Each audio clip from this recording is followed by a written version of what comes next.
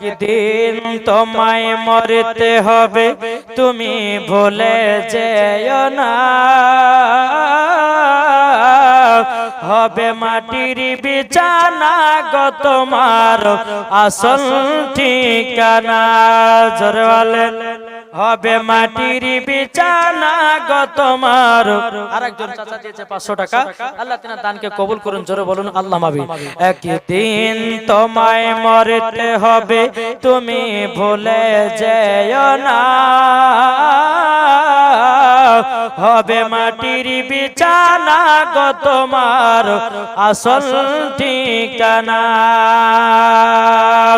আপন জনের কান্না যদি সবই শুনতে পাবে, বুক পড়বে তো মুখ পড়বে না, কেমনে জবাব দেবে?